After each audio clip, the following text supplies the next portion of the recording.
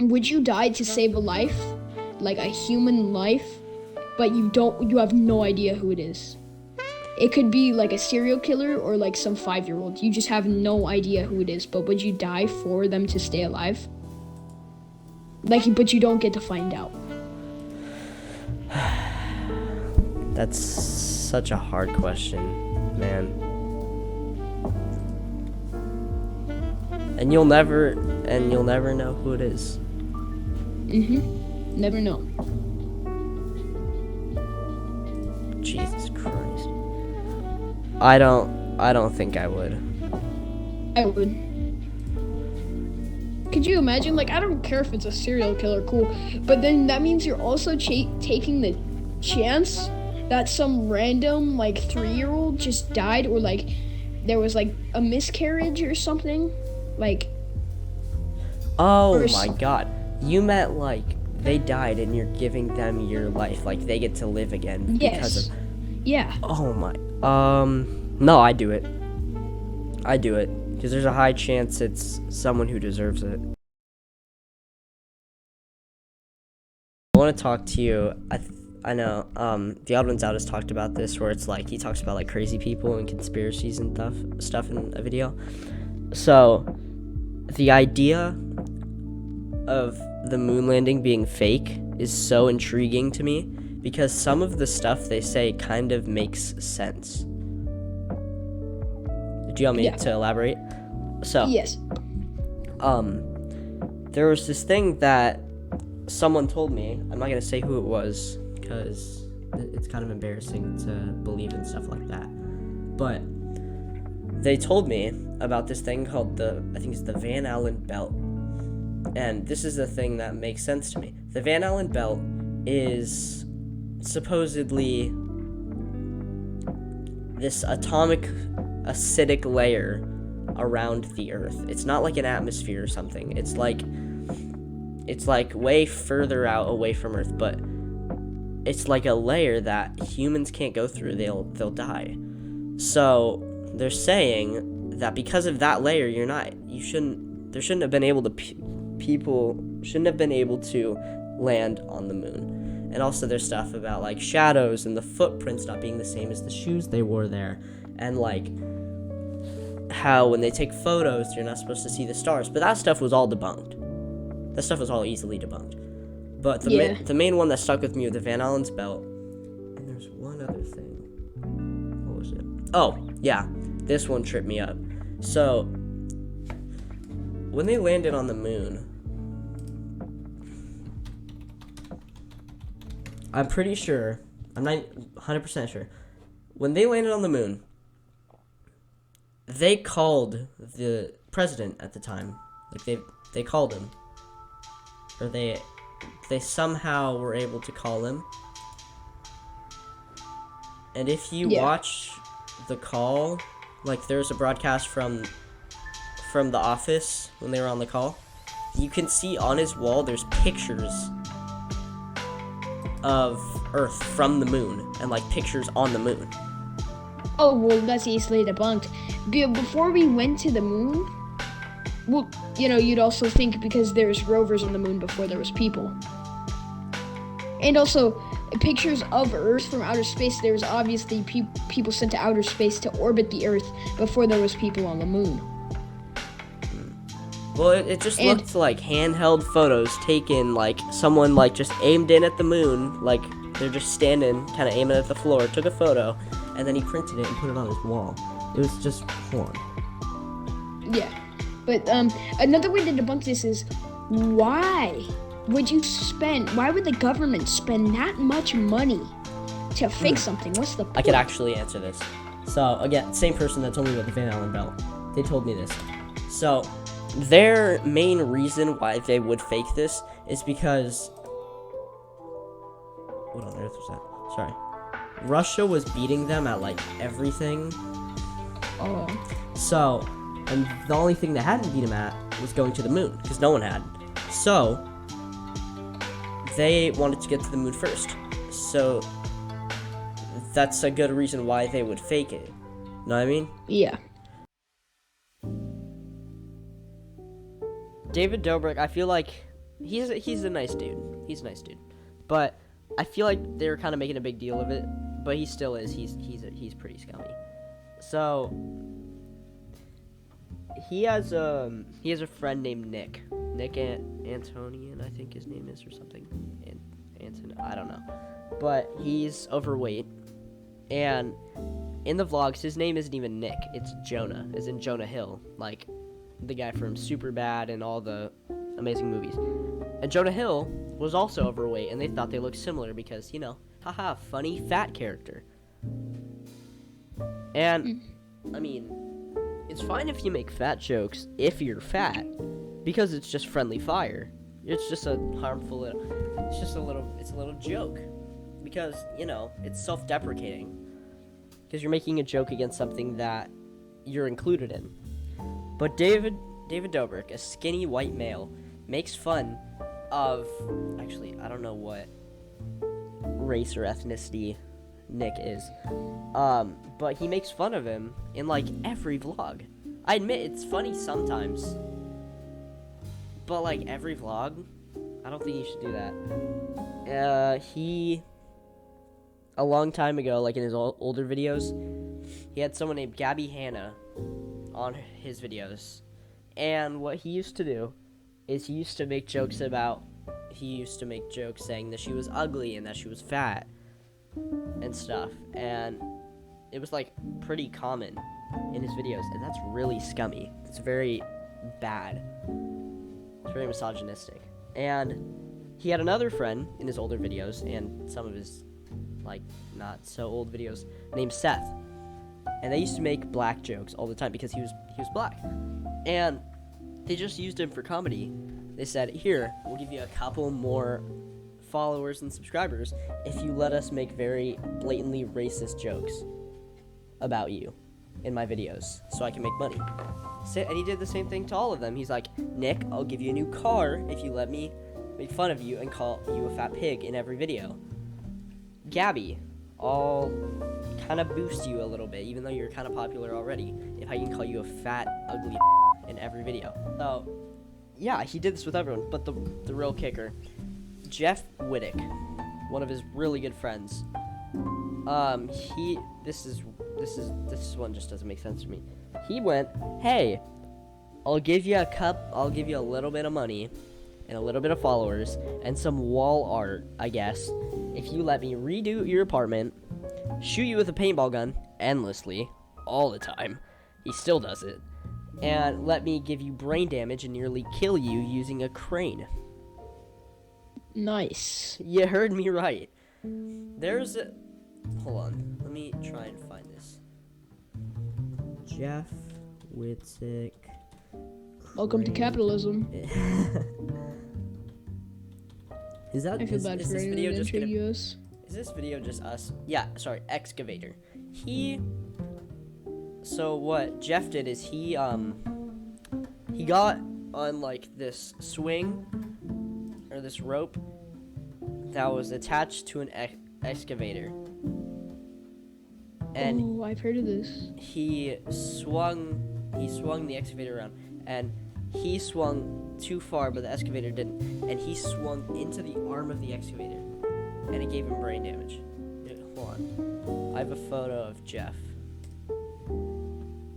I've heard of this. That I'm gonna put on camera right now. Yeah, I heard of this. This is sad. It's really bad that he just said, hey, I'll give you some wall art if you let me give you brain damage. So, yeah, this was, I don't know if you can see it that well. This was Jeff after the incident. So you can see his eye is terrible. I'll try and make a better version. Let me go to here. Sorry, OBS is weird. Yeah, this was Jeff after the incident. You can see, I screwed up. Really, really bad.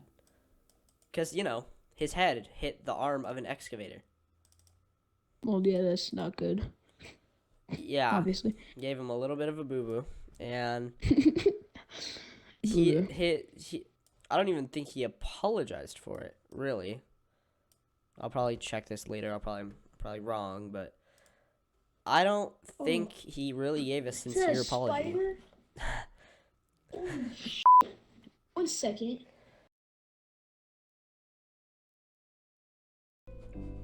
It sounds very old Yeller. It's giving. When someone gets exploded, say it's giving 9/11. It's giving. It's giving domestic terrorist. Alright, you safe? Alright, let's see this. Press the button. Press the button.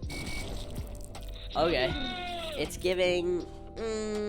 Domestic terrorist. It's giving suicide bomber. What's goody, my G's? Today we're doing a little segment, a part of the podcast. It's a really podcast if you don't know. It's called Reddit Reaction, and I'll be joined by Cruz today. Well, because, you know, I have no other friends. Help me, send help. We're reacting to the story, My Husband's Brother is Making Me Question My Marriage and My Future. So, Cruz, if you'd like to join us. Yeah, sure. Okay. Guess we start with the story. Do you want me to read it, or do you? Okay. I'll just react. You can do the reading if you can read well. Yeah, so I, 34F, and my husband, 37M, have been happily married for over 7 years now. We started dating 12 years ago, and if anyone is my soulmate, it's him. He joined the military 2 years after we met, and is now deploying on an average 8 months a year. 8 months. That's 2/3 of your And that's spent out deployed. That's not only dangerous but also unhealthy with the relationship. How do you manage a distant relationship like that? That's already and then you add in the brother. We don't know what he's gonna do yet, but you add in the brother on top of that distant relationship. Keep this shambles. That's all I'm saying. Yeah. All right. Anyway. I never minded even though I missed him a lot. We found our balance and we managed to make the most of our time together. I have a good social life and my career is also taking off on top of that, so I truly consider myself lucky. My husband has always been honest with me about his family, especially about his disabled brother, who, in my husband's words, has the mind of a 4-year-old and a body of a 40-year-old. I just want to say now, if this talks about the lady leaving him for his disabled brother who has the mind of a 4-year-old. I mean, isn't this some sort of ism? That's a little ism that you're talking about. Is that ableism? Oh my god, that is ableism. Let's not worry about that. Anyway. Keep going. Yeah. He has also been in a wheelchair since a young age, wears diapers, cannot eat on his own, can barely speak, has to be watched whenever he's not in bed, and demands a lot of attention generally speaking. He'll scream whenever he's left alone in a room. After an unexpected health problem, my husband's parents told him that we'd soon have to accept his brother into our home. This has been extremely sudden, and we weren't expecting this for another 15 years. The issue is that my husband isn't ready to give up his job in the army, and he also wants to look after his brother while I'm at work and would assist me when I'm home. I get on well with his brother, and I never had an issue with the prospect of having him with us, but I never thought I'd be doing it on my own, let alone that early on. When I ask my husband what we should do, he just raises his shoulders and says I'll have to look after his brother while he's away. We also wanted to try for a kid in the next few years, but now saying that would be impossible. Oh my god. Ow. Literally. But wait. They can't do any of. Did I miss something? Or are the parents just not there? Did I miss something? Are the parents alive? Is there? The parents I'm 99% sure that the parents can't fight or financially or they can't take care of him anymore. So they need those two to take care of him. They're not fit to take care of him. But there should be at least some help from the parents, mom coming over to help take care. Unless the mom has to work and the mom and the dad are working. I mean, the thing is, excuse me, they took care of him already for like a long time, so now it's their turn to like really, you know. But I mean, still, the punishment is more towards the wife, because the wife doesn't know this 40-year-old guy. Yeah, like, and also the disabled brother's actual brother is going to be out deployed, like, so she's just basically a caretaker in this position. Yeah, okay, let's continue with the story. I'll take it from here. Okay. I don't think I can do this. I feel like an asshole for wanting to put myself first and for changing my mind after so much time. But I didn't think he'd ask me to give up everything for his brother. I wouldn't even be able to work from home since his brother requires constant attention and my work is also very demanding. I make enough money to look after myself if I decide to leave, but I don't know if I could do this to my husband. I'm also deeply in love with him and I don't want to lose him. I feel like I'd be throwing my life away by staying, but I would ruin my husband's life and lose my soulmate by leaving. Wow. Well, in that case, wow. But so the thing is, this is like, there's got to be someone else who can take care of. Why is it placed on the brother of all people? There's so much other options in that family, and it's the brother. Cruz, what's your take on this? I'm so confused. I feel like it would have been a more logical decision if they had taken in the fact that the disabled kid or the disabled guy's brother wouldn't even be home in the first place to take care of him. I think the parents should have factored in that what you just said. That's 2/3 of the year. So basically, this brother's parents are asking his wife to take care of their son. That she didn't even know that well, right? Never met before until then. Yeah. So she's unexpectedly dumped with all this responsibility. So, anyways, all-nighter update. It is 4:52 in the morning, and Luke's dad found out about this because I guess he didn't tell his dad, and he had to get off because his dad wasn't too happy about it. So I decided to get off. We survived. Let's see what. We survived 6 hours, and we were planning on going to 8. So we almost got there to our goal, which is pretty nice. And yeah, that's all I gotta say. So thanks for watching the Chronicles. We'll probably do this sometime again, and make sure to like, subscribe, turn on post notifications, do everything. Support us so then we can make this video again, or make these videos again. I'm not gonna make the same video over and over. I'm not like that. And yeah, I'll see you in the next video. Later.